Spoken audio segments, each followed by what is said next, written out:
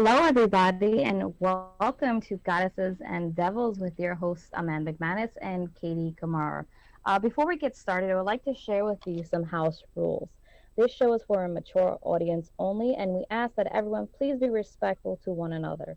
There is a zero tolerance for any forms of harassment, disrespect, and vulgar comments. So if you feel that your comment may offend somebody, please keep it to yourself.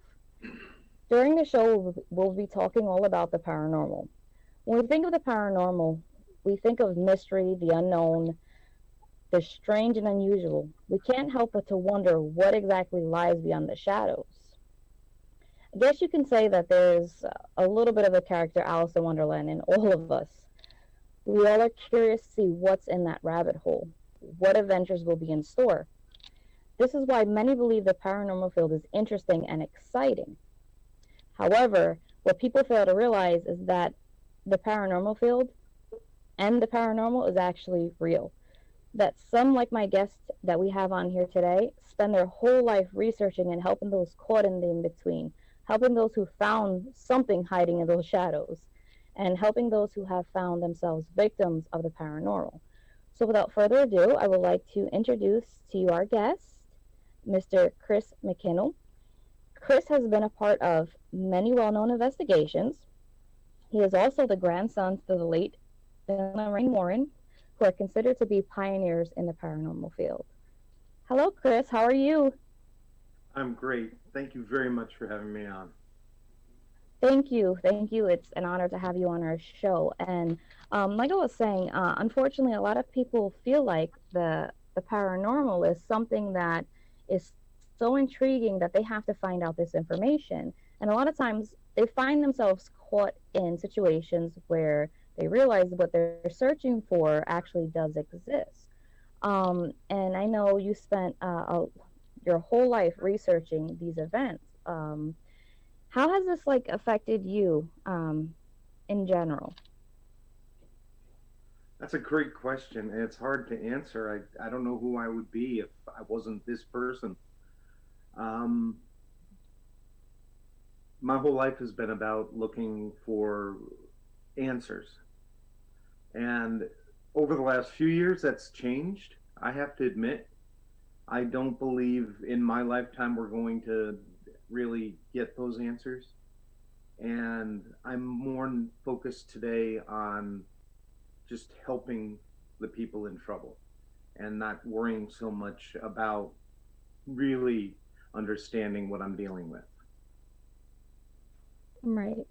Well, see, and that's the other thing. A lot of people, like myself, who have abilities similar to what your grandmother had, also find it that it is difficult to reach out to anywhere. I'm talking about people, establishments, associations. They find it really hard because a lot of people view this as something that is more of a psychological manifestation versus something that actually is physically manifested through energy. And I know that your grandparents, they actually set up foundations and research centers dedicated to supporting individuals like myself who have abilities, who find that they need an outlet. Now, do you have abilities as well? I do. I've always had them, but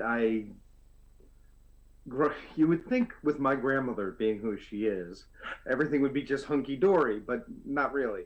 I didn't know what I was dealing with, and it just wasn't talked about in our household because my mother has never liked the paranormal, and my father was far too rational to believe in it. How is that? So How is that totally possible though? Because I know that the biggest people that are involved in the industry are the ones that actually hate the things that they deal with in the industry or dislike it. So how is well, it that my mother it's never actually did anything with the paranormal. oh okay. Um, she has no gifts. She didn't inherit them. It is normal for it to skip a generation here and there, but these gifts are genetic, and they are very real. Um, and for you or for anybody who feels that they are gifted, the Warren Legacy Foundation actually has two psychic support groups. One is in English and the other is in Spanish. And we've got over 600 or 700 people around the world who are part of these two groups. And you're not going to go there and learn how to or get free readings or anything frivolous like that. But if you have problems, if you're having trouble dealing with your gifts, or if you want to learn how to work with your gifts, this is the place to come. It is literally what it sounds like. It's a support group. And I would invite anyone who's gifted to please check us out on Facebook. That actually is, like I said, really important, because there's a lot of people out there that are afraid of their abilities because they don't understand them, or they come on suddenly, because people think that, you're just born with them. Some people are actually born with them, and then some, they start shining and peaking, kind of like what we go through as we're growing up. We hit a certain stage in our life, and then we're adults, and we go through the process of being an adult.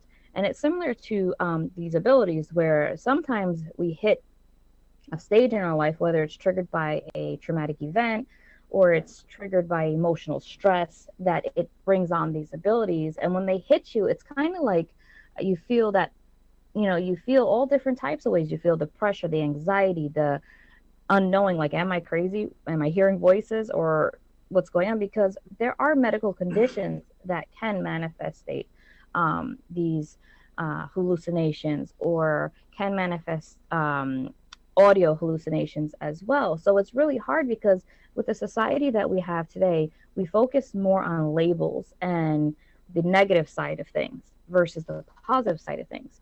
And so what me and Katie did with our show, Goddesses and Devils, we wanted to do similar to what you're doing in the foundation with support. We wanted to have a platform where people can come and listen and get information on topics that are usually not talked about. And the reason is that we fear a lot of things, and that's one of the things that make us human. We have that fear. We have that we're fallible, and so with that, it's really important for us, just like yourself, to let our viewers know that it's okay. I mean, if you're feeling like you have these abilities, or you're feeling that, hey, maybe this is not an ability, there are support groups out there, and don't be afraid to reach out to them. They're there for that reason, to offer that support. And so I know a lot of my viewers are probably like, well, let's get into the supernatural stuff. So that's how they normally are. They're really interested. They have great questions. We actually decided to go live today instead of on Halloween like we initially planned, because we felt that this was really important for people to hear and know that there are support, like you were mentioning, out there. Considering today with the pandemic and things out there, they need that extra feeling of support. So with the investigations, now, how did you start getting into them? Was it more like, okay, hey, we're going Sunday fishing type of thing, or was it like, hey, I'm interested in this? I could not honestly tell you. I was so young, and I think my grandparents perhaps invited me on a lecture tour, and I got to see what that was like, and see my grandmother at a haunted house when I was a teenager, and watching her amazing abilities, to stand out front in front of this house in Ohio we'd never been to, and we didn't know we were even going to. And there's a reporter there who's been writing a story, and he's got his notes, and yes, my grandmother is rattling off these amazing things that are going on in the house, like an apparition that is dressed with a butcher's smock, and it's all bloody, and he's bald and fat, and he smells like rotting meat. And I'm watching the reporter tick off these things that are on his story that has not printed yet, that has been reported by the people in the house. And I was just like, wow. And your story, about my grandmother and her influence on people with gifts. Thank you. Yeah, I've heard that many times, and it always touches my heart. Because she really was amazing that way. She didn't hide who she was. She wanted to be normal, as she put it. But she used her abilities to help people, and that's all that mattered to her. She felt they were a gift from God. Right. And a lot of the times they really are. I mean, you know, we look at it because people, when they're studying religion, they study it from, a one-eyed shut type of view. They look at it, they think everything's literal, and it's really not. And what religion teaches us is to be faithful. And, there's so many other stories, and they're reference stories, so that way we can, connect those pieces. And sometimes people take these stories and they make it their own. And when they do, sometimes they throw a little bit of their, I would like to say, their false ideations on it. And when they do that, they tend to look at people who have abilities as being evil or going against God. And that's not true because, um, like I said, I've researched your grandmother ever since I was younger because of my own personal abilities. And it was nice to see that there was somebody out there like, hey, look, this is me. I'm different and it's okay, like you were saying. And she made me feel that it was okay. And the thing is that I come from a family who are just all gifted. My children are gifted, my sisters are gifted, my parents are gifted. And so, but we really, like you said, we really never talked about it. And when things would occur, my parents were like, well, you know what, if you're not comfortable with it, you can tell it to please go away. This is your time, your space, and you have nothing to say to them. Please leave. And she goes, and if my mom used to tell us, if, and so did my dad, if they were persistent, we could always sing the song, and when we sung the song, it should, in a sense, make them leave us alone. And that was the song Jesus Loves Me. Mm-hmm. And so we would do that. And in my house, I actually grew up in a very active home.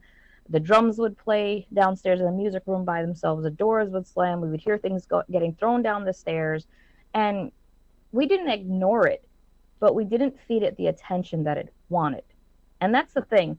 When they are supernatural manifestations, a lot of it is they seek to be acknowledged. A lot of them are not negative. And we think that when they're throwing things or moving things, it's like, okay, because they have it out for us and they're evil and they're just all demonic. And that's not true at all.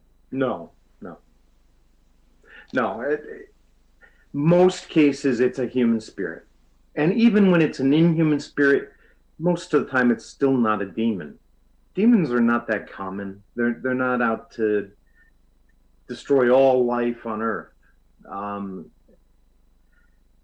We're more concerned about, for instance, poltergeist phenomena, which can be caused either by a human living person who's hooked into some other energy and combined with their own latent psychic abilities that are uncontrolled, things start flying. Or it could actually be a ghost, like you were saying, that's just trying to get your attention. So it takes your keys, or it takes something that you just left on that counter, and then it's right back there 2 days later. That's to literally just get your attention. But when they start taking religious objects that you have faith in, then you should start questioning what you're dealing with. That's chances are, unless it's like your sweet Italian grandmother that loved that cross and just wants to take it to show you that she's here, unless in that unlikely situation, great. Otherwise, I'd be starting to worry. Right. And that's what, and that's what it was with us particularly. It was a human spirit that literally was attached to the property. It had nothing to do with us. And then we had our occasional relatives that would come in, and we'd see our grandmother, coming down the stairs, and we're like, is that you? You know what I mean? And so we never really feared it, but it can be startling. It really can. Just because you have abilities doesn't mean that if something bangs, you're not going to jump, because that's our human nature. It's our, flight or fight kicking in.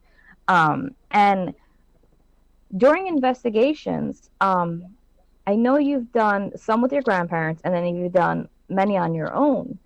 Now, how have they affected you? Have you learned more from them? Have you changed the way that you, because I know you also do demonology as well. Um, does it help you better your approach? Absolutely. My grandparents were amazing, and I learned an awful lot from them. But they were also very Catholic, and their deep way of dealing with things was very Catholic. They worked with Buddhist monks and rabbis and other religions whenever they needed to for the family, but for themselves, their understanding of what they were dealing with was always rooted in their own spiritual beliefs. I, on the other hand, have lived on 5 continents and over a dozen countries and been to 2 dozen others. And one of the things I've noticed is that we shape the manifestation of a haunting based on our cultural and religious beliefs. So if you're in, for instance, China, you're not going to be possessed by a Christian demon. You're going to be possessed by a Buddhist spirit, because that is the way we perceive these things, and that's what terrorizes us the most. Just like the human spirit just wants recognition, these negative spirits want to feed off of your negativity and bring you down, and then feed off of that. So they'll prime it and get you afraid, so that you'll jump at every little thing that happens around you. Most of the time, it is a great idea just to ignore it when you can, and not to feed it. Now, you mentioned about the demons being rare. Why is it such a negative connotation to demons if they are so rare? When people, everyday people, just look at other people in terms of possession or otherworldly, supernatural doings, we just say, "Oh, that's the devil," or "They're possessed." Why does it have such a negative connotation when they are, in fact, rare? Whenever in a Christian culture, whenever we interact with these spirits, they are destructive. They live off of negativity. That's what empowers them. And they will seek to destroy your life and destroy you, including killing you. Mm-hmm. So that there's a good reason for the negative aspect to the way we deal with them. Having said that, I just spent time in both Portugal and Brazil, where there are religions based on both African and Brazilian origins meshed together. And these religions will work with negative spirits. Some of these negative spirits they feel are actually helping lost human souls find the light. And they will work with these spirits to try to figure out why this person is under possession, and then to release it without confrontation. It's not something I understand, but it's something I certainly I want to understand much better. Mm-hmm. If I can do an exorcism without a destructive confrontation, of course I would prefer to do that. Going back to what I just said, why is it that we are so misinformed about what a demon or a human spirit is, even if the human spirit is angry? How do we know what the difference is? Rather than, say, "Oh, well, they're possessed, they're the devil," or something like that, when it's actually a real demon possession. That's a great question. I would first start by saying 50% of what we do is diagnosis. It's figuring out what you're dealing with. Human spirit operates with free will, and it is actually much more difficult sometimes to deal with them than it is to deal with something demonic, which has to conform to certain rules and expectations that have been set up. Regardless of what religion it is, they will they will act the way you expect them to if you put the faith behind the ritual you're doing. If you believe in it, it will work. Because in my experience, God doesn't care what religion you follow. God only cares that you're reaching out to God. As long as you're doing that, your ritual will work. It's all about energy manipulation. Um, but there are these inhuman spirits that are destructive all over the world. They just manifest differently and have to be dealt with differently based on the faith of the people you're dealing with. It's always about their faith and about helping to empower that so that they can overcome the spirits that are there. Right, because I've actually, I've done some casework, but I don't really immerse myself in it too much because I have my family, I have a job, I have school, I have so many things that I can't focus my intent on doing things like this. And a lot of times, too, it has to do with the investigator themselves. When they're investigating these phenomena, they really need to have a certain mindset. They have to be strong-willed, strong in faith. They can't be going through bouts of depressive manners, because these then create the perfect recipe for a negative attachment. And I'm just adding to what Katie asks as well, Mm. and I'm just answering that as well. Yeah. So Ego is another big problem.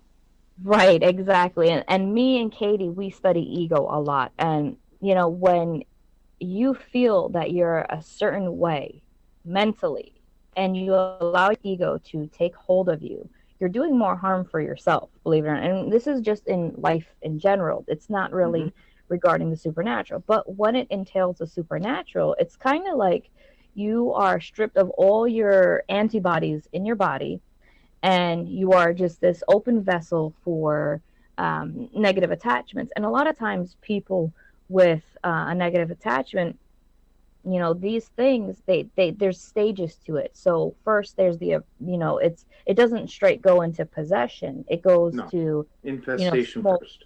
right, manifestation, and then oppression, and then possession. And you know I've dealt with somebody who was in the stage of manifestation and in between the stage of oppression. They were in those two, Mm-hmm. and this person relied heavily in black magic. Well, this is why you ran into the issue you ran into.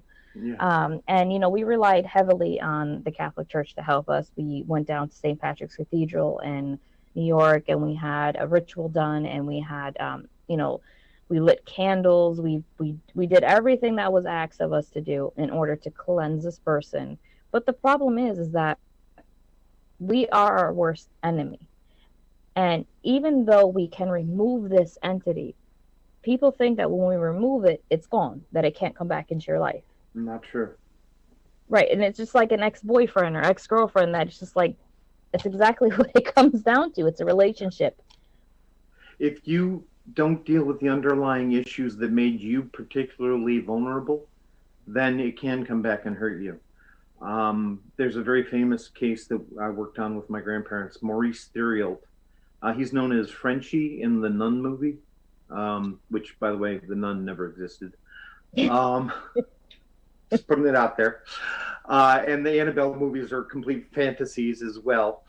They're not based on the real stories of Annabelle.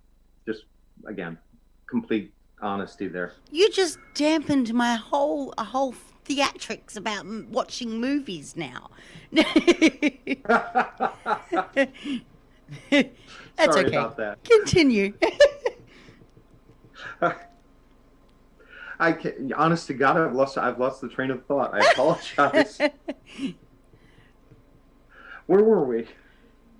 Oh no, we were talking about how you know that when you don't fix underlying issues within Oh, yourself. yeah.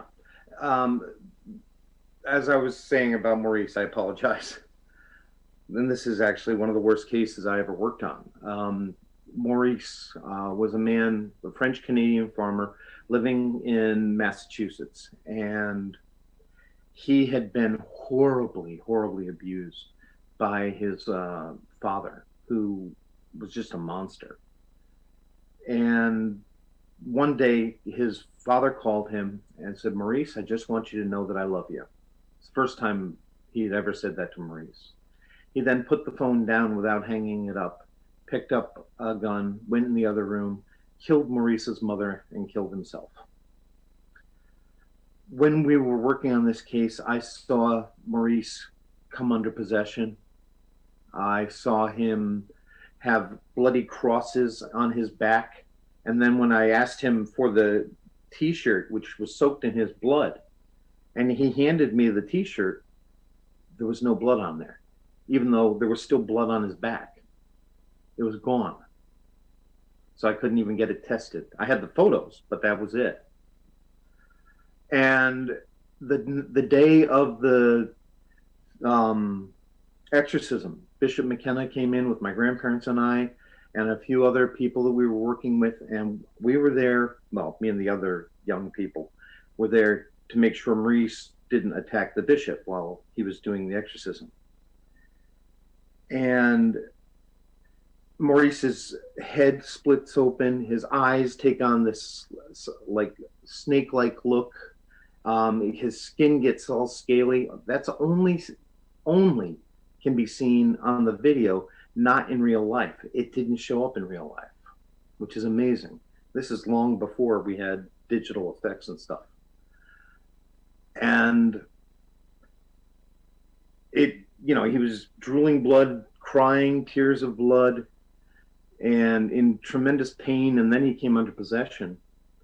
And the bishop did expel this thing, but a few years later he started sliding back because he never dealt with all the traumas in his life and the PTSD and horrifying abuse, and this thing latched onto him again. And one night his wife came home, he grabbed his shotgun, he blew her arm off, dragged her back in the house, and just before she thought he was going to kill her, he killed himself. He recreated exactly the same circumstances as his father. We should have dealt with that underlying problem. That's one of the big lessons I took from that. Unfortunately, we didn't know at the time. Right. Well, another thing is when we think of demonic possession, we could think of infection. So it's the way we look at infection is a communicable diseases that can be spread from one organism to the next. With this particular case, and I've researched the case of Maurice, and I understood that his father was sexually abusive. He was conducting himself in mannerisms that we find to be wrong, which is bestiality as well. Yeah. And for you guys who don't know what bestiality is, I don't suggest you looking it up. I will tell you really quickly what it is. It is a human being having sexual relations with an animal of any kind. It's called bestiality. And now his father partook in things like that. So his father was really a very sick individual. But what I understood from this case and when I was researching it, it kind of seemed like that once the father started acting in these particular, patterns, he started a pattern, the father, the abuse pattern. Yes, he could have been a jerk his whole life and abusive physically, but other things that he was partaking in kind of resembled, a possession in a sense. So is it a possibility that the father initially had this attachment to him, and then once the father, perished because he took his own life, is it a good possibility that this thing was pretty much wearing down the father in order to attach to the son and continue its trend of destruction? That actually is an interesting theory, and I'm surprised I never thought of it myself. That's really good.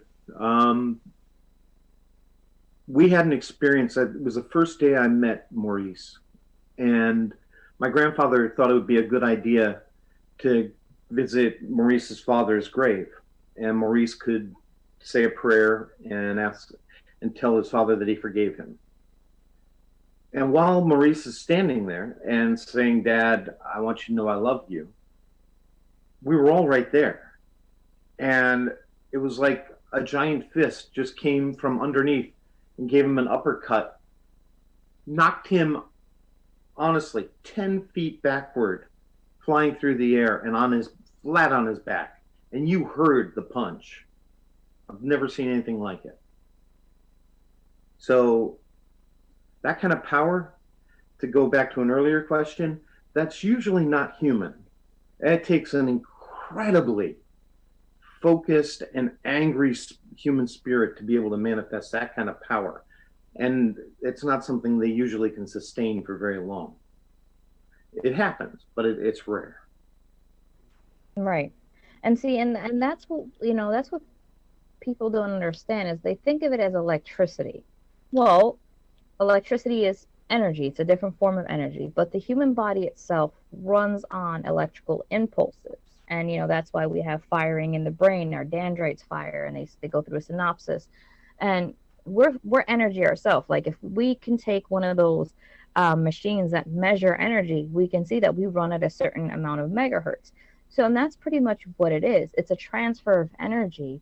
And, these spirits, they use your energy. They use your household energy. That's why batteries drain. That's why lights flicker. It's their way of trying to manifest state. They can't really do much of anything in their sedentary, because they're not feeding off the energy. And that's kind of like what people call energy vampires. Some people go out there in the world and they tend to love making people's life miserable because it soothes something inside them personally. And we see this. So it's really hard that, that people, and it's hard for me to understand too, why people always feel the need to prove what they don't understand, but then they fear what they don't understand. And it's kind of like you're putting yourself in a position where it's like, well, you're going through, like I said, that rabbit hole. You don't know what's on the other end of it, but yet you want to go through it because that curiosity just pulls you. And then a lot of times that's what happens. We go and search for these things. And there's a lot of cases out there where you have individuals who are mentally ill, who say the devil made me do it, or with the Son of Sam case, he said that the dog told him to do it. Yep. Now, and he got ruled that he was psychotic. But there's real cases where animals actually do manifest these type of residual energies or these energies, because I believe I live in Connecticut. You're going to talk about the Lindley Street case, huh? The Lindley Street case, yes. That was a famous case that they threw so much attention in. It was a well-recorded case. Yeah. Threw so much Bridgeport, attention. Connecticut. Yep, that's exactly where I was born. That's where I'm from. All right. Yeah, I wasn't born and raised here, but my kids a better life, and because schooling was so much better here than what New York institutions could offer them. So we came here, which, believe it or not, it's really funny how it was drawn to Connecticut. You know what I mean? It was a real funny scenario how that happened. And it literally was my son chose that he was going to come here in Connecticut, and I had him in Connecticut. And we moved here. So right. He picked for us. So there was other, reasons to why we moved here. But, here, when I like to do historical research on where I live. So I knew about the Golden Hill Indian tribe. I knew about Abraham Lincoln doing his speech in the hall in downtown Bridgeport. And I came across the Lindley case. And it was so well documented. You had individuals from reputable departments, fire department, police department, all these medical departments, first responders that actually seen these events. But then later, it was played down, and then your grandparents were pretty much called names and said that they were making it all up. But yet, so many people saw it. Yeah. Yeah. The problem, and I've run into this a little bit with the police. They're concerned with law and order, especially the order part. and things got really insane. And Lindley Street is this backwater little street, but it's necessary if you want to get to St. Vincent's Hospital around the corner. And the gridlock was so terrible, people couldn't move anywhere. And it was creating a nightmare for the cops. And they basically said, look, this isn't real. This is crazy. Just everybody go home. And there's a great case, which I'm sure is what you were going to bring up, which is this black cat came up the stairs into the kitchen from the basement, looks at the cop and the priest and says, "Go to hell." We've got of that, and it was the guys that then were saying nothing really was ever. Right, and it's like, well, how do you explain it? And what they blamed it on was the daughter, that the adoptive daughter was the one creating these issues. And there could be a good possibility that when they adopted her into their home, this thing saw the opportunity because she did have, she was in an orphanage. She did go through some situations. Mm-hmm. She was weak in the sense of, in a new situation, she was. Absolutely. And they would say that the child made it up for attention. And I honestly feel like, yes, there are cases where children seek attention, but they do it in different ways. They don't go through this whole process and they're like, no, it's ventriloquism. The little girl knew it and that's how she got the cat to talk. I'm like, well, from what the research says is that this voice was not of a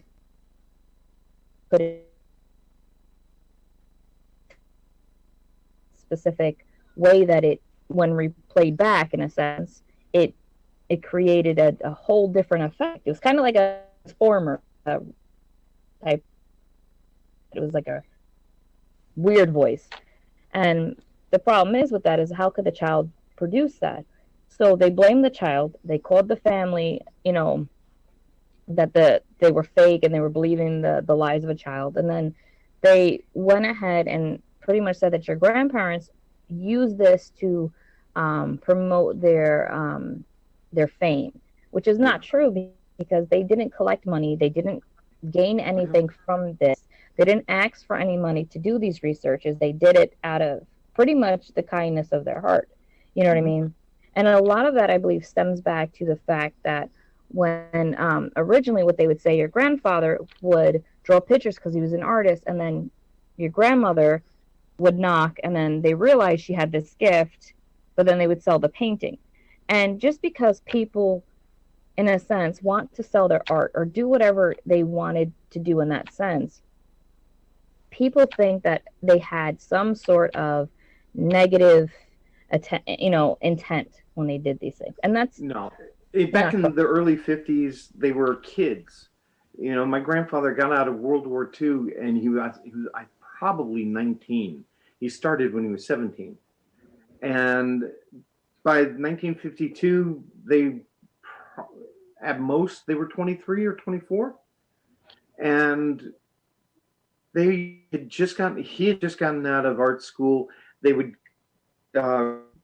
read about a haunted house, go to that house, do a painting on a dish, and then my grandmother would bring it to the door to try to sell it because she was just looking for a way in the house so she could use her gifts and they could figure out what was going on in there. And she was the more charming of the two by far. But they didn't start doing lectures or books until 1968 was their first lecture. And that was only in their own town where my grandfather was having an art show and he was asked to talk about the paintings. And they happened to be about cases that they had worked on. They didn't hit any kind of fame or recognition until the 70s. So, for well over 20 years, they worked in complete obscurity. Never interested in money. Right, exactly. And, and when people look at psychics, some of them do charge fees for their services, but people understand it's to scam people. These people actually do, a lot of them can be scammers, believe it or not. There are people out there that take pride on scamming people who are in weaker positions and who are suffering. And, so there are out there, yes, but not all of them are. And it's just kind of like with the good comes the bad. It's just the way it works. And there's some psychics that I know that will charge for readings or donations or whatever. But like I said, a lot of it is donations. It's because they're putting in the time, the energy. Because what people don't understand is that when you're doing this, you're kind of a conduit of this, and you're it takes a lot out of you. You're subjecting yourself to possible attachments or manifestations of some sort because you're bringing these things forward. And so it's kind of like they're doing a service. So if people Absolutely. would pay to go get their car washed, why not pay and get a reading when this is what you're seeking? And then later you turn around and say, well, I didn't like it, they're fraud. You know what I mean? And that's what we see. We see a lot of misconceptions out there, and that's with everything. You Hmm. know, that's with everything.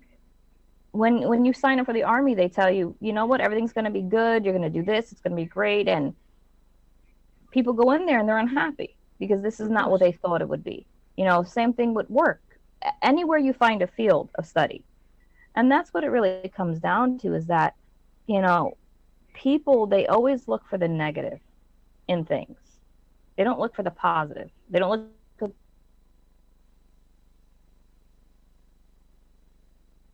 And there she goes again. I think Zoom is Yeah. possessed.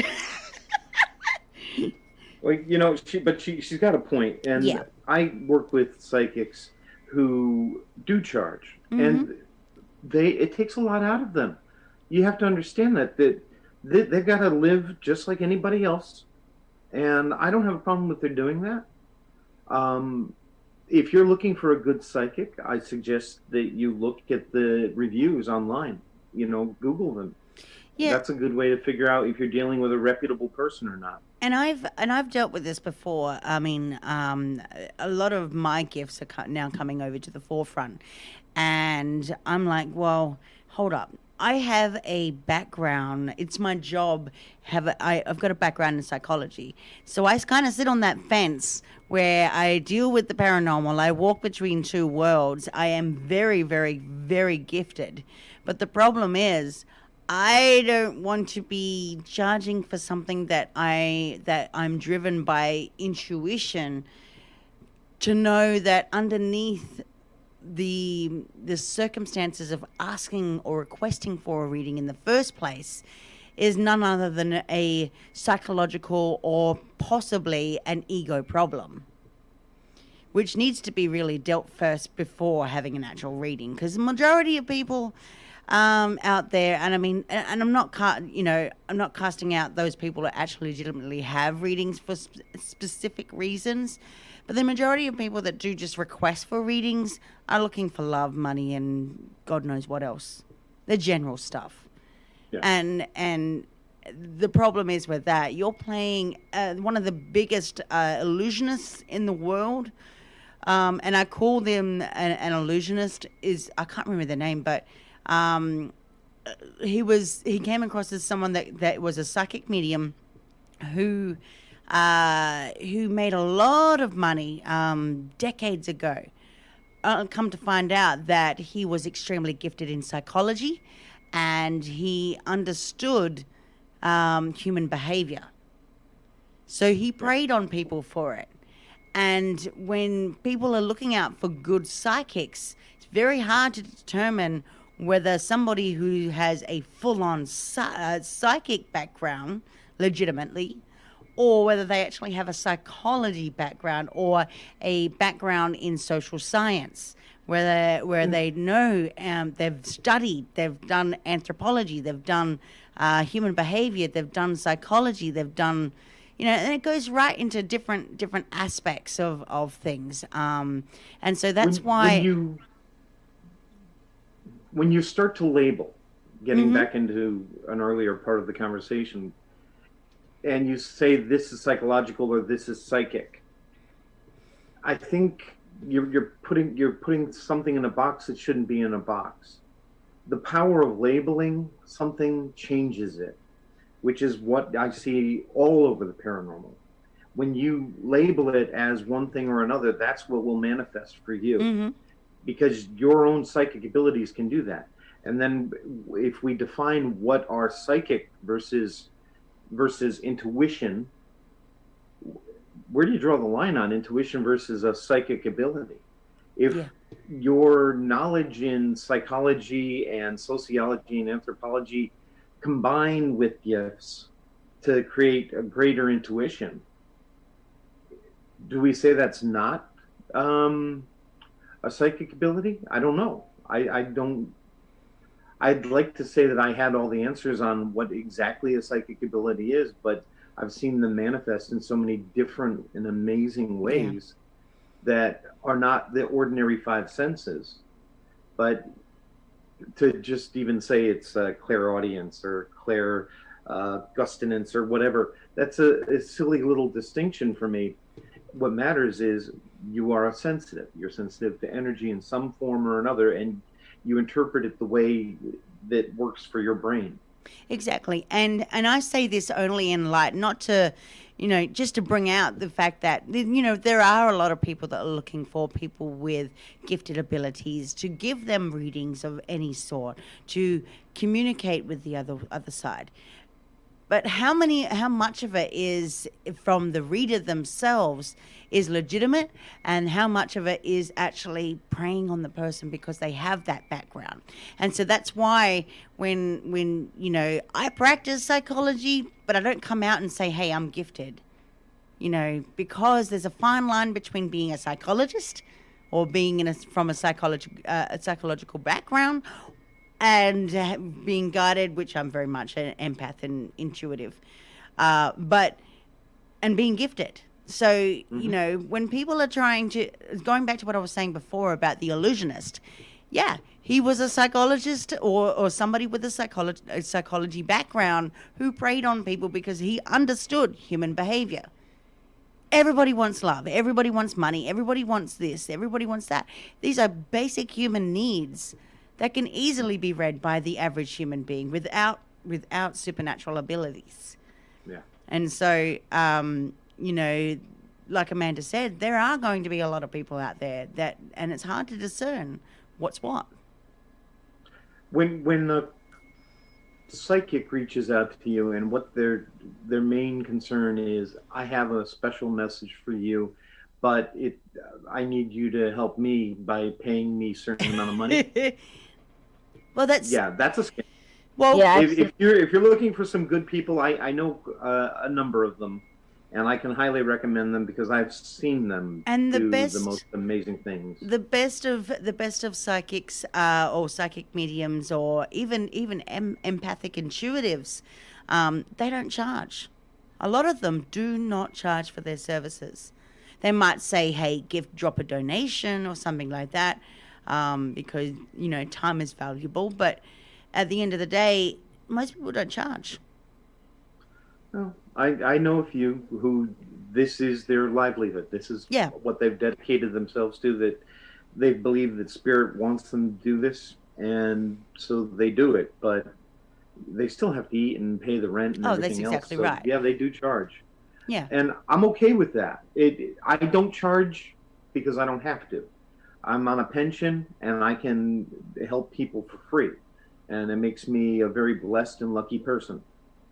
Uh, and no one in the foundation is allowed to charge for their services. If you are helping a client, then that is free. Um, but what they do outside their own lives, whether they're doctors or the case managers or whatever they are, they're getting paid to live somehow, and I understand that. Right, and see, and that's how I do things. Like, I have a job, I have a family, but then I only offer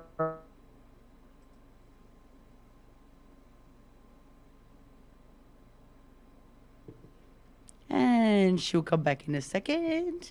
Yeah, that's okay.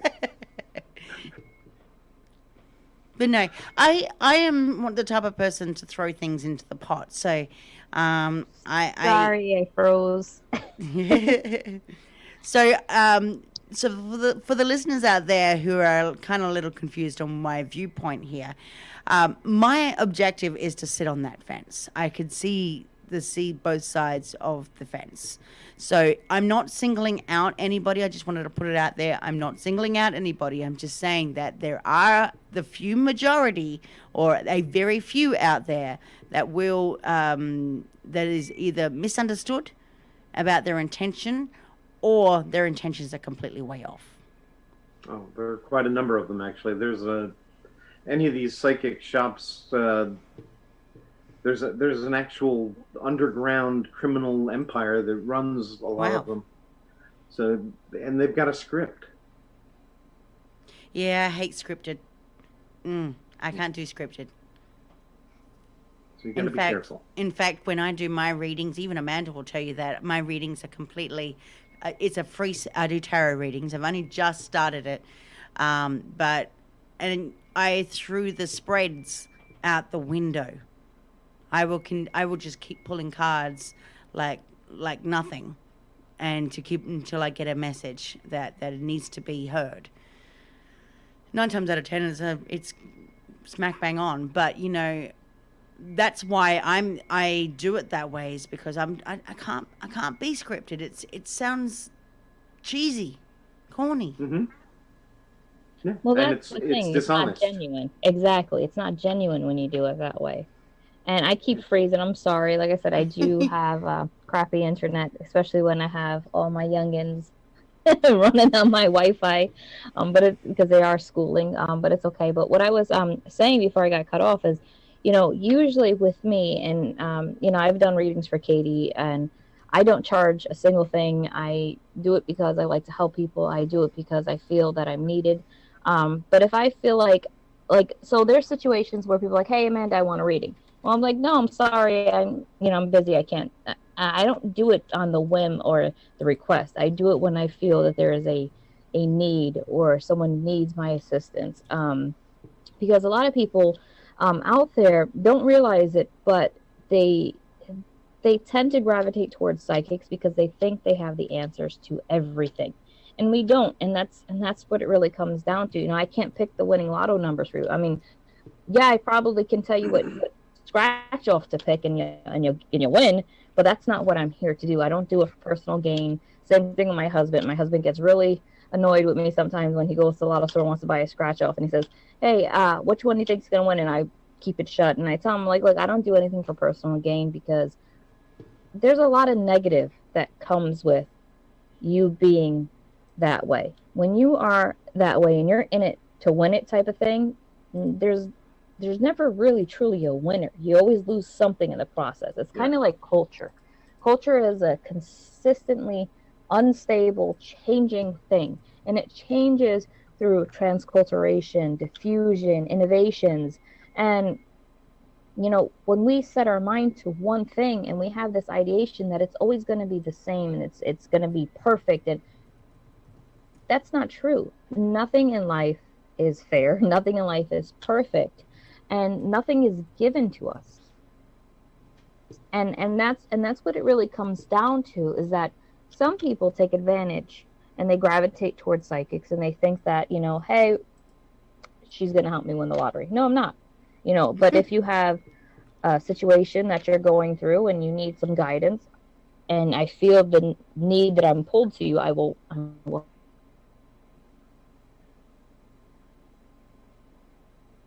And the other thing is too is that a lot of people ask questions as well. I tend to just go cold. Go cold. Absolutely, don't ask questions, because a good psychic will tell you what they feel is to be intuitively guided, to be correct, rather than I'm going to give you all the answers. Now I'm actually taking you on as inauthentic and reading you. I'm actually reading your behavior and what you're saying. My experience early in my awakening to my abilities and understanding that I had these abilities was in college. And people I had known for a while would ask me to, look at their aura and read them. And the truth is, the thing I'd learned was most people do not want you to tell them the truth. They Yep. do not want to hear what you see. They don't want to know that you see their secrets. They want you to tell them some fantasy, some pretty Well, lies, that's and why let I them was go off. saying that's why I was saying before. Everybody wants love. Everybody wants money. Everybody wants whatever else comes in between. Yeah. They want a someone who is gifted, and willingly pay them or seek them out for free, to tell them what could be in their fantasy world. Yeah. To give them what they want to hear, Yeah. not the truth. And I got tired of scaring people, and I suppressed my abilities except on cases for most of my life. I never felt comfortable with it. I'm far more analytical than I am psychic. Yeah, I'm like that too. Yeah, I actually have my own psychological background and things like that, and that, it tends to get in the way sometimes when you are doing psychic work, because you're like, okay, I gotta turn that side off and turn this one on, but then this one wants to come through, and it's kind of like you're at like a battlefield in your own head of, okay, how do I address this, or what should I do? And that's when intuition kicks in, because then it's like, well, let's do it this way. And so it's it's we're always developing, and we can suppress it if we want. We could turn it off when we want to. Some people, they haven't learned to do that, and it Right. becomes so overpowering in their life that some of them actually do suffer from manic states, Yeah. and it's because they can't do it. So people are like, oh, I wish I was psychic, oh, I wish I was gifted. Well, guess what, it is a gift, and I appreciate the gift, and I'm thankful for the gift, but not everybody can deal with the gift. Yeah. That's why we started our support group, because so many people after the movie started coming out were coming to us and asking for help, and we realized a lot of these people are being overwhelmed by anxiety that they're picking up because they're empaths and they don't know how to protect themselves. So that was the genesis of the support group. I It is a blessing and a curse. You see the world in a totally different way, kind of like, to use a scientific analogy, like a quantum physicist sees reality. You have had a spiritual shift, and quantum physicists often are extremely spiritual people because they understand that everything is truly connected. We are truly all energy, and that's all we are, is a web of energy interacting. We are the universe self-aware. That's pretty amazing, and we have the ability to affect our local environment. Again, quantum physics, and it's what keeps me going and keeps me up at night It questioning. is actually my very area of study, quantum entanglement. So, and once you start to learn about quantum entanglement, you start to see every bit of everything around you become entangled. Hmm. Which to me is the definition of karma. It's those Mm-hmm. attachments you cannot let go of. That it isn't about you did good so you get good karma, or you did bad so you have bad karma. It's it's about, I haven't learned this lesson and it's going to bother me forever until I learn this lesson. So that's part of your karma, something you're going to keep coming back and trying to figure out until you get it right. Or it's the people that you've made attachments to and you can't let go of, and therefore you follow them from lifetime to lifetime, like a beehive of souls, soulmates. Or twin flames. Yeah, well, twin flames, which is a new concept for me, actually. I've only known about it for about 5 years, is more the idea of one soul that's split in two. You're not half a soul exactly, but you Mm-hmm. are two parts of a whole. And when you're dealing with energy, you can split an infinite number of times.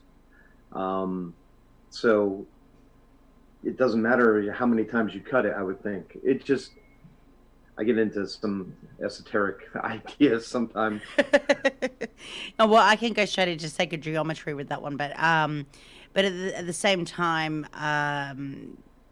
yeah, twin flames is quite a popular subject, and of course, we're always you. Well, I can give you a little kind of correction. You can't half a soul. We're all perfectly one whole soul. So the concept itself is a little bit askew. But there's other analogies that go with it that can certainly make it more distinct. But a lot of things, again, going back to what we were saying about psychics, again, this is a twin flames is another subject that is completely out there and has been labeled. Um, I've done multiple shows on this one. I've done a massive article that's become popular.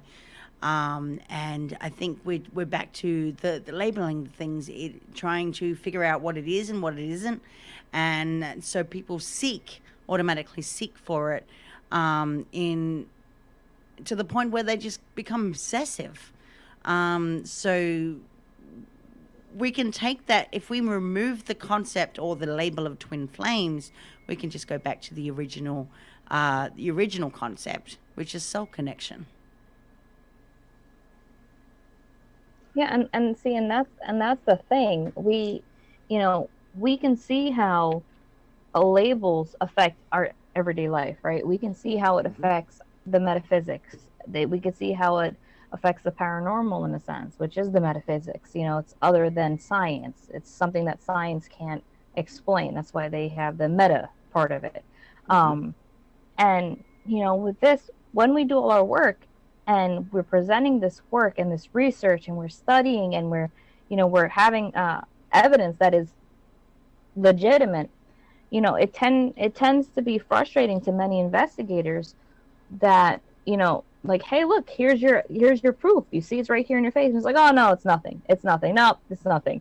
You know what I mean? And that's what it is that society is so diverse in their ideations and their thoughts and their processing that we do our best with the work that we can do and the help that we can offer to others. And so Yeah. when you're going on these investigations, I'm sure you run into people who believe there's something going on, but don't want to believe it's supernatural. And vice versa. They don't want to believe it's psychological. Um, Right. and we have our evaluation is pretty intense. It's important to us that we get it right. We don't want to feed into a psychosis, and we also don't want to miss something paranormal, of course. So we do ask for evaluations, and we do ask for people to get checked out if we feel that's a necessary step. And 95% of the time, it is psychological only. The other 5% of the time, there's still a psychological component to the paranormal, and there always will be. And so you have to understand that as well. This isn't a career for hobbyists. If you're not dedicated, if Amanda, an amazing amount. I'm listening to you, and I'm like, she's good. That she knows what she's talking about. And if you're not, if it's not a person like that who has got the right mindset, the right heart, isn't in a bad place in their soul, because that, as you said, open you up. For a long time, about a quarter of my caseload was people who called themselves investigators who had gotten in trouble because they didn't know what they were doing. One of the things we're trying to do with the foundation is educate the next generation of researchers and to instill a code of ethics. Whether or not you're a part of the foundation or not, everybody should be held to a certain standard. And if you're just in it to stir up trouble in the house, to get some likes on YouTube or whatever, then you're not doing good work and you're not helping anybody, and you shouldn't be there at all.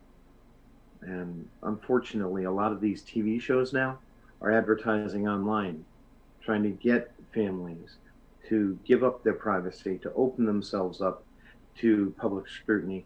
And I'm telling you, from personal experience with my grandparents, don't do that. Don't open yourself up to the public. It will mess up your life.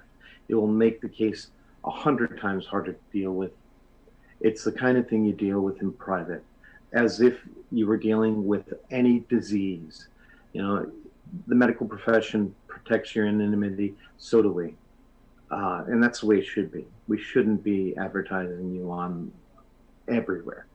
Yeah, You it know, is. It is very similar to. I've always suggested for people who have abilities and whatnot and want to use it on the forefront to get out in maybe TV, radio, and so forth, to actually have another modality and go down that route, but use the gifts as an added bonus to what they do, an enhancement to what they do, so that they when if and when it comes to a point where they do get burnt and up for public scrutiny, then they have something to fall back on, and and it could be in the same arena, just like for psychics. Psychics, a lot of psychics out there who are psychics also have modalities in coaching or spiritual coaching or life coaching or something along the lines of that, or counseling, mm-hmm. because they know that without one you can't have the other. Because at the end of the day, I mean, what psychic abilities, when you do a reading, it's kind of counseling if you do it right. Yeah, it is. I agree with Right. you.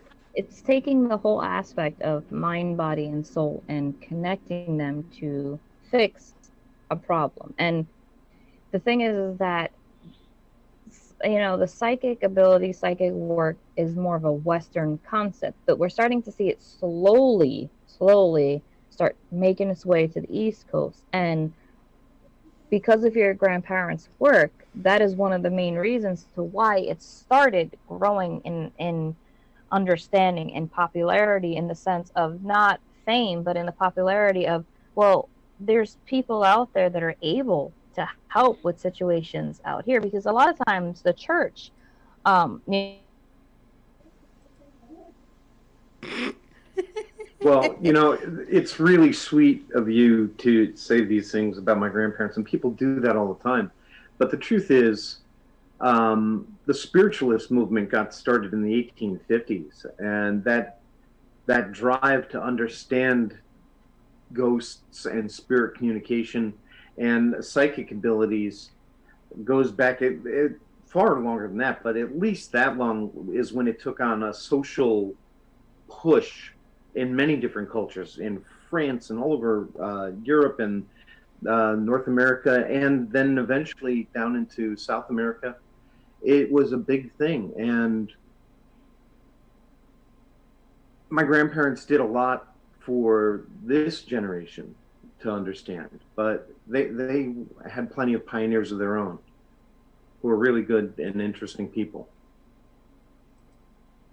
right, and we don't hear about them, and that's what it really is that, you know, because we want that order, because we fear the unknown, we tend to neglect that. But that's all part of the whole holistic approach to helping an individual, and that's what Yeah. we need to understand. It's a holistic. Our body, yes, has a homeostasis, but it's the mind, body, and soul.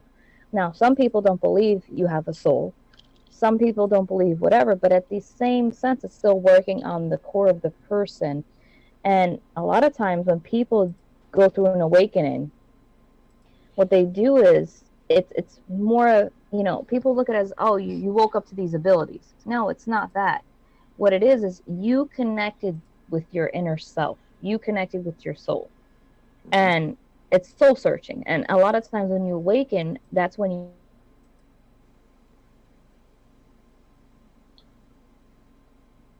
And we lost you again. Just Okay. when she gets to the meat, Yeah. She will come back in a second. There we go. sorry. But what I was saying is that, when, sorry about that, when you go through an awakening and you connect with your inner self and your soul, there is not just that one awakening. It doesn't define anything. You can have many of them. And people, it's a point of ascending to your higher self, to your better self. And that's what people really don't look at it as. That's exactly what it is. It's the spiritual aspect of getting the body back into homeostasis through connecting it through its roots, and you're bringing it back to its roots. Yeah. Balance and a holistic approach are everything. That holistic approach is what I preach with the foundation. And it doesn't matter if you believe in a soul, even if you just think of it as your mind and your emotions and your body, it's still about balance. And again, we're getting back into the whole idea of labeling. Don't bother labeling it. Just understand that you need to be balanced. Right, exactly. And that's what it really is. We just need to find labels, because then once we label it, we think we know it. And that's not how it works either. It's not. There's so many definitions to explain one thing. Well, it can be very useful and very powerful if you label things in a positive way all the time. Then, yes, everything is fantastic and you will empower yourself, and labeling theory works great for you. It's when you start labeling yourself as a loser or under possession that you start getting things to manifest in a very negative way. Your thoughts carry a lot of power. Right. And it's similar. Like people say, okay, the power of prayer. Well, it comes from your thoughts. It comes from your heart. It comes from, and it's the energy you're putting forward. It's just like with curses, so with the cursed Annabelle doll. Now, with that curse, there's been people that have come across the doll when she was being moved around, and explained, because I know they were doing lectures and they would bring her and explain the artifact. She's considered an artifact now. Yeah. But she does have something attached to her. People would feel sick. People would feel like they were pinched or whatever. People explain a lot of things that they went through. But with that, it's the fact that it's the energy in that belief, and people don't understand that. Right.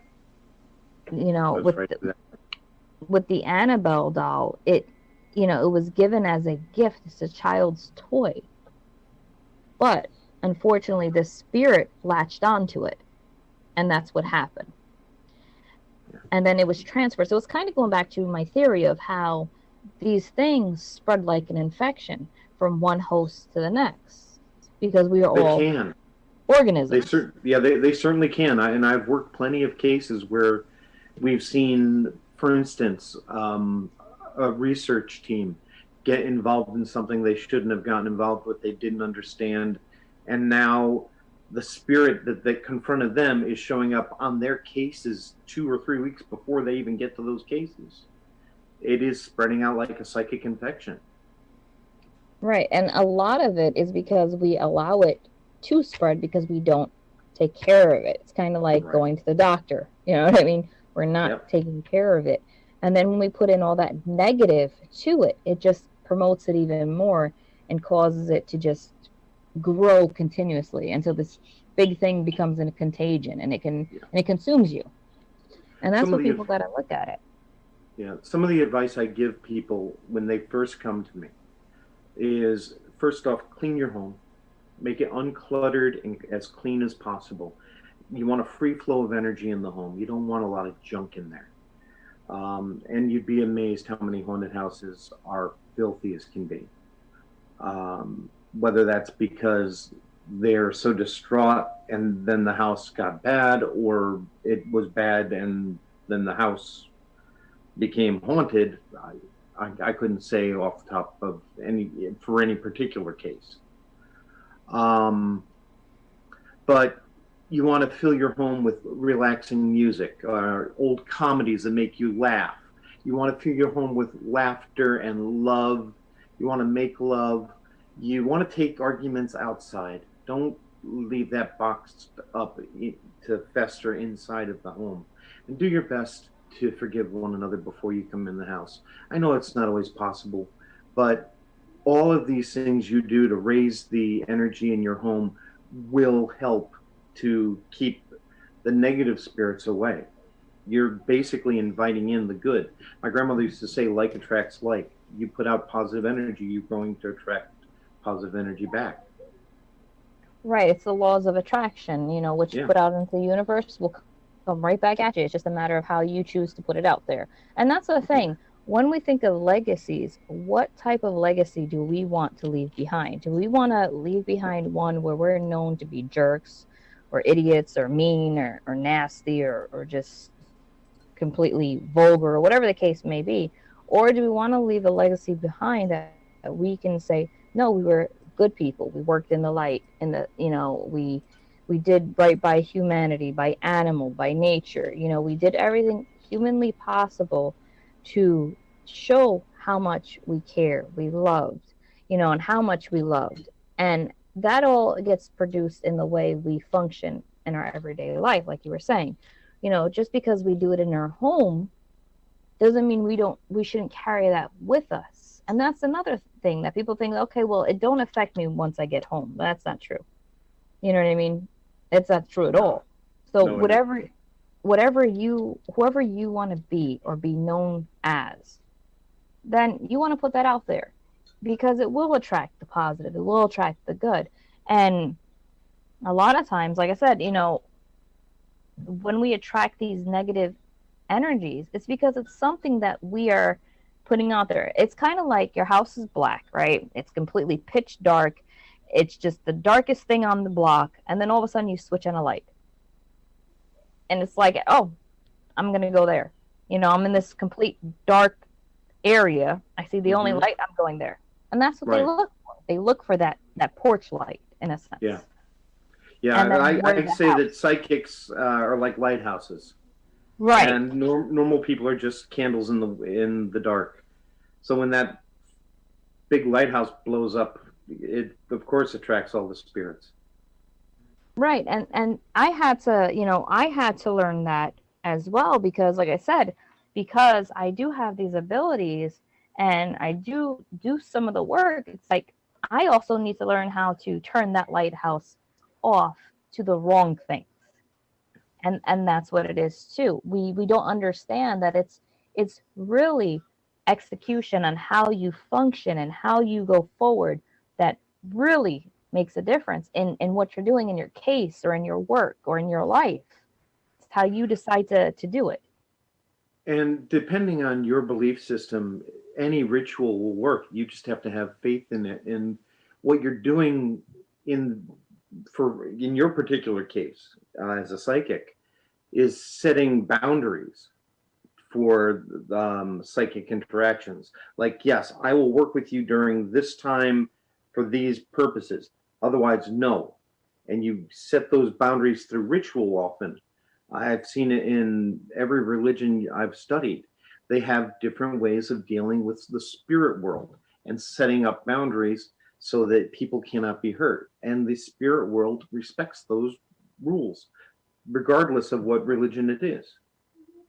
Right. And that's how I feel too. I believe that because when we look back in history, how much carnage did the development of religion take on humanity? It took a lot out of us. And a lot of religion, people don't understand, was very paganistic based.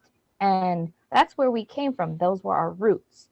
So when we're out there and we're talking to the plants and we're doing the things that we're doing what our ancestors originally did, and we're promoting growth and love, and that's what and that's what it really comes down to, is that people have to understand that, like you said, and I believe the same thing, because like I said, I'm God fearing. That's my direction. I don't go dark, I go to the light. That's who I am. There's other people who don't, and that's totally okay. If that's where their belief system and their faith lies, then love and light to you, go forward, and I wish you the best. But when we start creating these rifts, we create rifts throughout a universal stage, and that's what it really comes down to. People agree, they disagree, but it's at the end of the day is where your faith lies. And mine lies in the creator, God. He has many names. Right. And I don't need to go to church. I don't need to become a priest or anything like that in order to show my faith my love, what the intentions, my true intent within me. But fun fact, I am a minister. Mhm. But not many people know that, but I am. And I don't preach religion. I don't preach anything unless that's what the person wants from me, and then I will do a prayer with them. But I don't force it upon anybody because it's not something that should be forced. And when I had my children, that's a decision I made, was that I didn't want to label them a religion or force them into one. I wanted them to develop their own religious path. Whether my daughter wanted to be a Buddhist, or my son wanted to be Hindu, or my other son wanted to be Catholic, or one wants to be Christian, it's okay with me. It's just teaching them that there's love and light within a creator was my goal. And that's what I've Mhm. done. And that's what and that's what the thing is that when we go on investigations, people think that they're going to say, um, you know, the rites, the ritualistic rites of an exorcism, and they're going to have the power to remove this entity or this being. And a lot of times it's kind of like they're laughing at us because they're like, oh, look at this guy. He really thinks this is going to work. You know what I mean? And it's like, it's comical when you think about it, because there are serious ramifications with delving into things like this. Yeah, And it's the power in the thought of the prayer and the energy in it that makes it work. absolutely. If So you're I not do it. focused in your intent and using those prayers to focus your intent, then forget it. Right. That they think that it's just okay. I'm gonna go say the The Our ritualistic, Father, whatever. the Our Yeah. Father, and it's gonna work. It's gonna work. Well, Not if you're yeah, not thinking about the words. yeah. Ideally, you would hope it would work, but I mean, if your intent is not set on it, then it's not gonna help you. And this is why we see, like you were saying, a lot of investigators get themselves into things and troubles, and it winds up causing chaos in their team, in their lives, and it follows them. It's an attachment, and the only way to rid yourself of something is to realize the origin, what you did, what happened. And by that time you've done 50 cases, and it's just like you don't even know where this thing came from because you're not focused. Your intent is not in the right place. And I know that you do. Like I said, you practice demonology. Have you ever had I to do anything like that, or is it more of the educational aspect of it? I've never liked the term demonology or being termed a demonologist. That's something my grandfather called me 26 years ago, and I sure as hell didn't deserve it then. Uh, I accept it today, but I only accept it because I've studied so many different religions and ideas of what a demon is around the world. And my demonology isn't Christian, it's not Judaic or any other thing. It is global, and it has to be. It is uh, perhaps a little more unique. You know, there is certainly the anthropological aspects and understanding the origin of demon names and how they were actually gods that have literally been demonized by the either Hebrew or Christian faiths when they moved in and said, yeah, this is a demon. But they weren't. So the names and things as an exorcist, you know, the idea that the Catholic Church has put out is you must know the demon's name to expel it. And like this is going to give it magic power. I don't agree. I'm a minister too. And although I don't believe that you need religion to have a relationship with God, religion is it's a revelation that's been shared from somebody else through a bunch of other intermediaries until it gets to you. Whereas spirituality is a direct connection with God right there, from you to God, however you see God. Um, so for me, I don't think that when people start talking about the religion and everything else, it's like the fellow who's running around the bottom of the mountain saying that you're heading the wrong way as you're climbing the mountain to get to God. You know, the only one not getting anywhere is the one who's not trying to get there. Right, exactly. And that's something that my parents have taught me when I was little, that your body is the temple. You don't need to go to a church, you don't need to go anywhere. Your body's a temple, and what you put out there is what your intentions are. And that's how they raised me as well. And back then it was a real ignorant look at religion to many, because they thought, well, no, no, no, you have to go to this specific place of worship. You need to go to this specific thing and do this specific thing at this hour. And that's what they thought of it as. And when people felt the opposite way, they started going away from their faith and belief because they felt that they weren't being accepted. And that's the other thing. You know, we hear the term demonologist or demonology and things like that, and we look at it. Well, where did all this stem from? Their labels that they were given a name, just like us. We weren't born with a name; we were given a name. We were labeled a name, and that's who we are. And that's the intent. So I do understand that many cultures work with quote unquote demons, and there's certain belief systems, like they have Santa Muerte that works with the Saint of Death. Right. Which, when we hear the Saint of Death, we're like, oh my God, I'm going to stay away from that. Like, no, that's bad. I'm going to stay away from it. But to them, in their cultural beliefs and upbringings, they work with different entities and deities, yes, but to them they're not demonic. Whereas to us, they're like, oh my God, they're evil, and exactly. That's what it comes down to, is where we discern the intent, and people don't see it in that light a lot of times. They see it more, like I said, just a generic, I'm this, I'm that, you're that. And my parents never raised us that way. We actually have Native American in us, and and they were really attached to the land itself. They believed in spirits and supernatural beings and entities, and they really had this intricate belief system, but it made more sense to me for some reason than any other thing.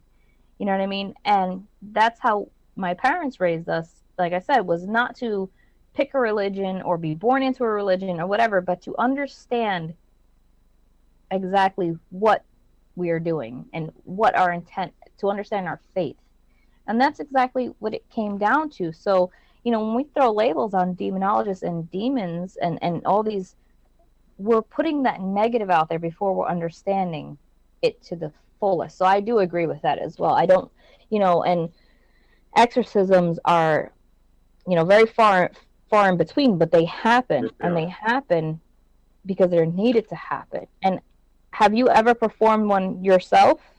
Yeah, I've done 4 or 5. And I'm due to do another one, but unfortunately with lockdown, it's been postponed again. This has been ongoing. I've been trying to get to this young man for, realistically, for a couple of years. He's been under attack for 20 years and in an asylum. It's attacked his family. It's torn him apart. He's basically nonverbal, and I'm supposed to be doing an exorcism on him. Right, but unfortunately with this pandemic, which is a very real thing, it really is a real thing, and people play it down for something that it's not. But no, this pandemic is a real thing. It's and it's affected so many people in so many different ways. And I just spent the last 7 months in Brazil. I promise you, this pandemic is very real. They are burying people in mass graves, and that's because in Brazil, as in several other countries, the people ignored it, and they're paying the price. Right, and that's the thing, is like, even though this has been a real inconvenience to people's lives, this is a real thing, and it is tormenting and hurting people out there. And people say, oh, some people use the word lightly, that, oh, I can't do this because it's just, I'm gonna do this and skip it because of it. No, but it's a real thing that stands in the way of a lot of people's progression in doing research and doing their work, because it is such a negative thing. And unfortunately, you kind of got to weigh out the balance there. It's like, well, how can I help you if I'm sick?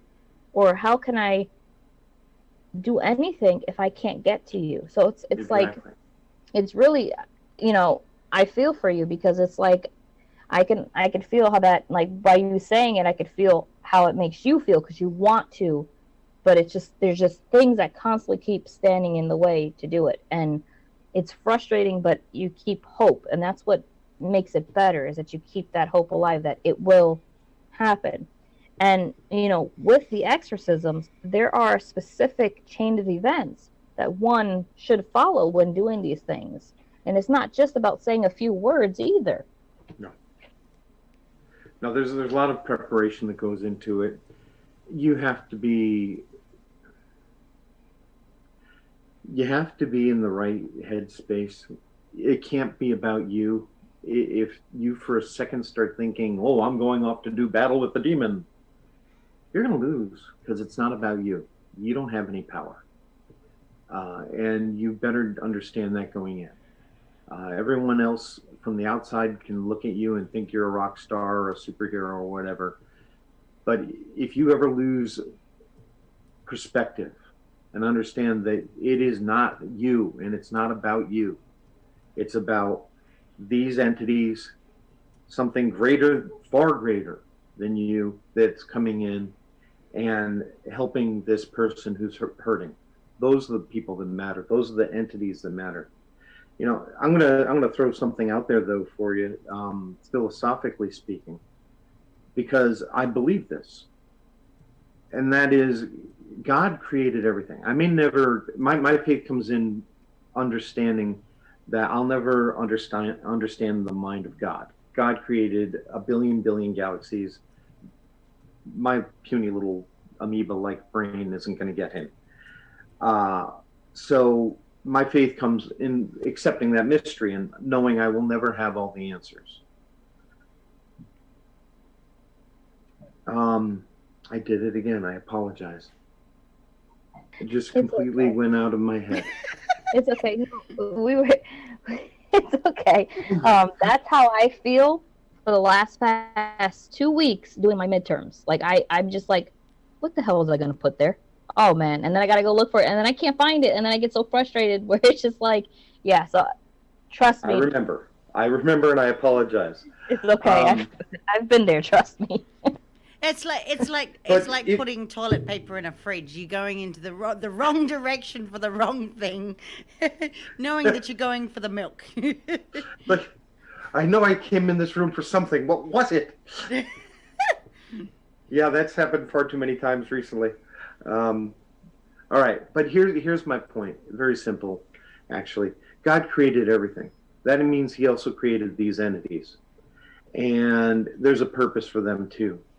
If you think of the story of Job, for instance, where God allows the Prince of Heaven in the Old Testament, Satan or Lucifer, to go and test uh, Job's faith and can do anything except kill Job.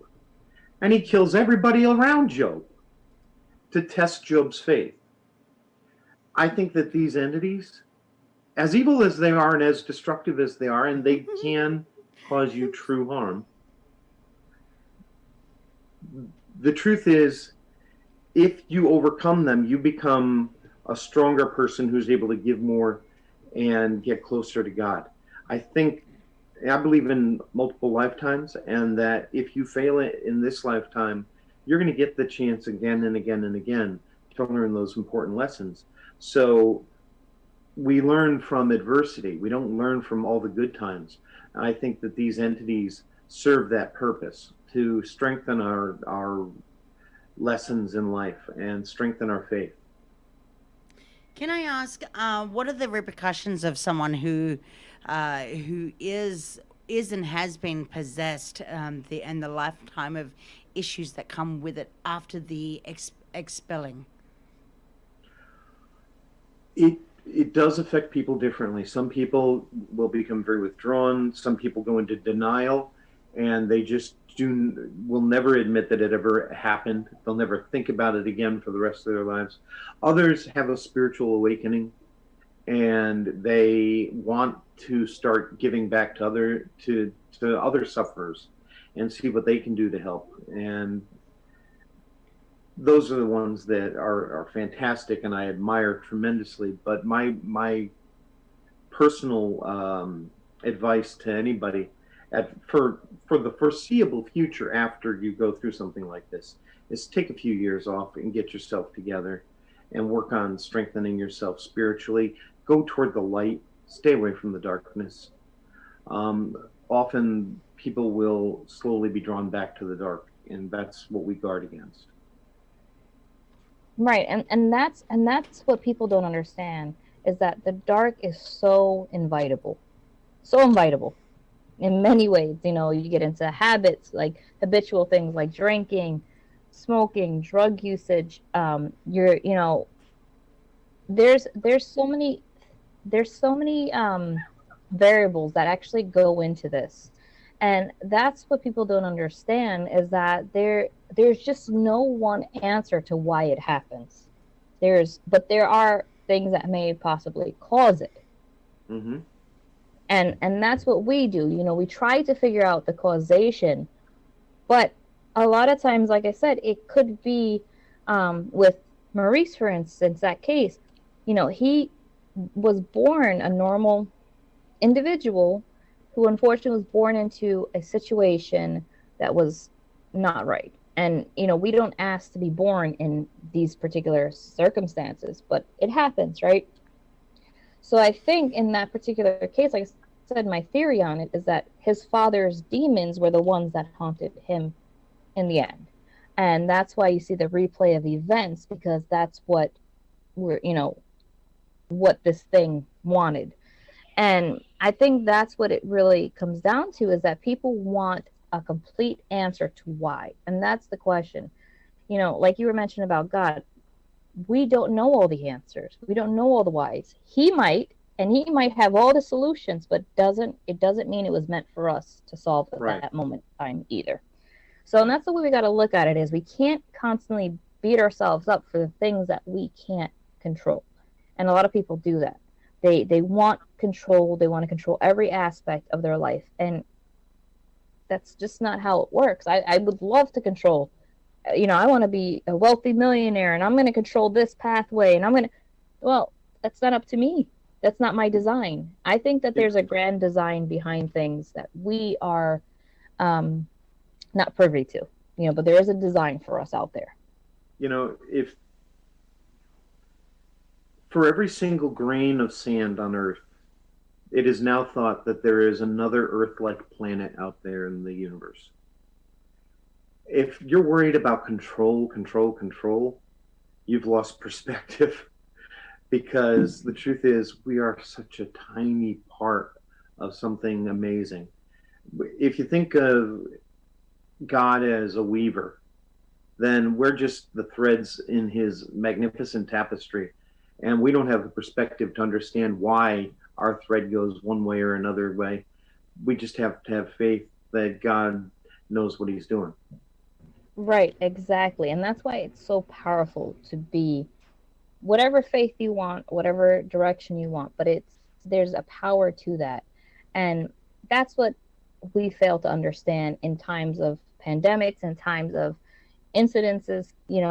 I was, like I said, a first responder, and I've been to many calls that did not turn out to be the way anybody wanted it to go. When we go on a call, we don't know what we're going into. We get a call for somebody who has difficulty breathing. We get there and they're in full cardiac arrest. And it's like, right.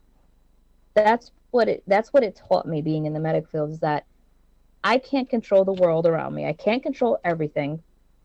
The only thing that I can control is what I choose to feel and what I allow to affect me in the way I allow to,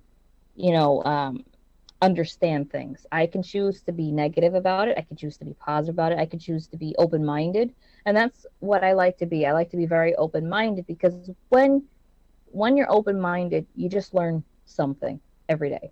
And that's important, and it's a process. And the way that I feel it is imperative is because when we're open minded, we eliminate hate, we eliminate anger, we eliminate all this stuff that creates that chaos, that creates these beings in our life that are unwanted, like demons, for instance, or negative entities, or just negative friends or attachments. It's just, Yeah. if we look at it in that sense, well, then that's what happens, you know. But it's just people look at the label of a paranormal investigator and like, oh, like you said, there's just this person wearing a cape coming in and getting rid of ghosts. They're ghostbusters. That's not what investigators do. And like I said, I am not by no way an experienced investigator. I have worked on some cases where I felt I was needed, but that's not, you know, not to say that I haven't learned anything, but doesn't mean Mhm. I know everything. It doesn't mean Oh, if I'm anybody says they're an expert on the paranormal, they're lying to you.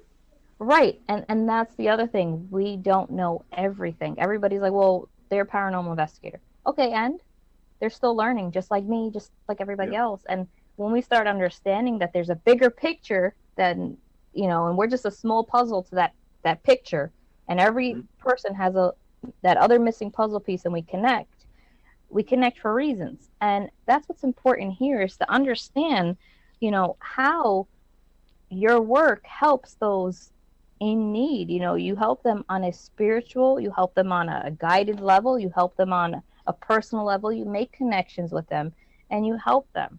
And it's not for, like I said, it's not for fun. It's not because you're interested in it. It's because it's honestly what's right to do is to help your fellow man out in their time of need. And that's Yeah. what we fail to do as a population. You know, and there's some of us out there like yourself and me who will go across the earth just to help somebody because we feel that's the right thing to do and that's what we should be doing. Well, there's others who do it for flashing lights and money. Yeah. You know, it's kind of, you got to pick your battle. Who is at the end of the day, who is happier? The one that has the money and supposedly has everything, or the one that does it because they choose to do it and they feel content and they feel happy and they feel at peace knowing that they're making a difference in someone's life. I think I would take that person and be poor and struggling than to be rich, famous, and swear I have everything. Yeah. You know, Me and too. that's what it is. I live out of a backpack. I don't own a home or a car or anything else. I just get to move from place to place, learning as I go. And I must stop this recording early as we have another show up. If you do want to see this full recording, go to Soma Fusion Mind, Body, and Soul YouTube channel. Go to the click on the Goddesses and Devils playlist, and you will see the full archive of this show. Until then, happy Halloween, and the next show coming up is Road to Hope with Reverend Ed Broderick. Have a good evening.